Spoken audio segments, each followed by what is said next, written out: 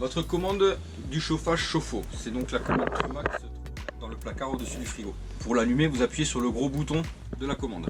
L'écran va devenir bleu et vous appuyez une deuxième fois pour venir sur le menu principal. Ce menu principal, différentes icônes sont apparues, dont une qui clignote. Celle qui clignote, c'est parce que vous avez le curseur dessus. En tournant la molette vers la droite ou la gauche, vous allez pouvoir déplacer votre curseur vers la droite ou la gauche. Sur votre commande Truma, le réglage du chauffage, le réglage du chauffe-eau, le réglage de l'air pulsé du chauffage, un programmeur, le réglage de l'heure et un menu de contrôle et de programmation pour les techniciens. La première icône représente un camping-car avec un thermomètre à l'intérieur. C'est donc pour régler le chauffage dans votre véhicule.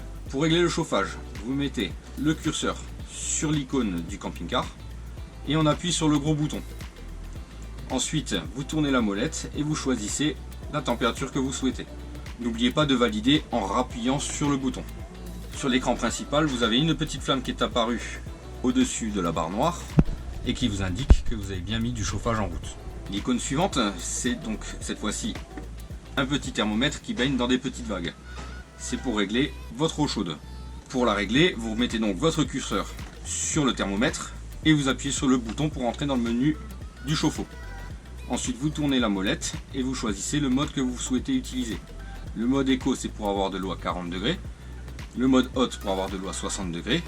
Et le mode boost, c'est un mode de chauffe continu qui va vous permettre de chauffer beaucoup plus vite votre eau chaude. C'est très énergivore, donc à utiliser essentiellement lorsque vous avez un besoin important d'eau chaude. Par exemple, quand vous prenez une douche l'un après l'autre, qui vont vous permettre d'avoir de l'eau chaude pour les deux personnes.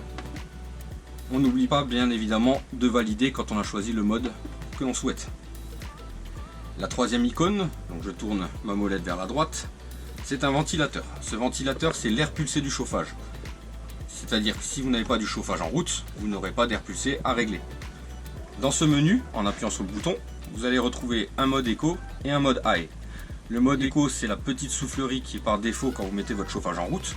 Et le mode high, c'est une bonne grosse soufflerie qui vous permettra de brasser l'air dans votre véhicule pour chauffer plus rapidement tout le volume du véhicule. Si vous changez le mode, n'oubliez pas toujours de valider. Pour petit rappel, à chaque fois que vous validez un mode, vous avez sur le haut de l'écran la fonction qui s'est allumée. Quatrième icône, comme quand on lit, on descend en bas à gauche, vous allez retrouver un programmeur. Ce programmeur, pour l'utiliser, on rentre dans le programme en appuyant sur le bouton. Il va vous demander une heure de démarrage, par exemple 6 h du matin, une heure de fin, exemple à 20 h. Et maintenant, il va vous redemander toutes les informations que vous souhaitez de fonctionnement pour le Truma. La température que vous souhaitez dans le véhicule, l'eau chaude, quel mode vous voulez utiliser. N'oubliez pas bien évidemment de toujours valider en appuyant sur le gros bouton. Quelle ventilation vous voulez. Et on appuie sur le bouton on pour mettre le programmeur en route. L'icône du programmeur est apparue au-dessus de la barre noire. Et maintenant votre Truma ne fonctionne que de 6 h à 20 h. Ceci était bien évidemment un exemple. Petite chose importante à savoir en utilisation, pour que le programmeur fonctionne, il faut que sur l'écran principal avec les données manuelles, tout soit à 0. L'avant-dernière icône est une icône de réglage d'heure, puisque comme nous avons un programmeur, forcément il faut bien que l'heure soit programmée. Donc là, comme une horloge classique, vous réglez vos heures et vous réglez vos minutes. La dernière icône est une clé plate, qui est une icône qui permet de faire les réglages de votre Truma. C'est en général un onglet qui est réservé aux techniciens. Il est plutôt conseillé de ne pas y aller.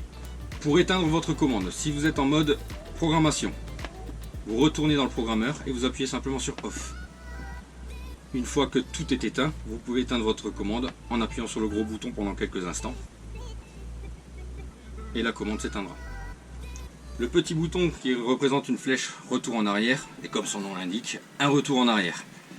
Donc dans n'importe quel programme où vous serez, vous pouvez revenir en arrière en appuyant sur ce bouton.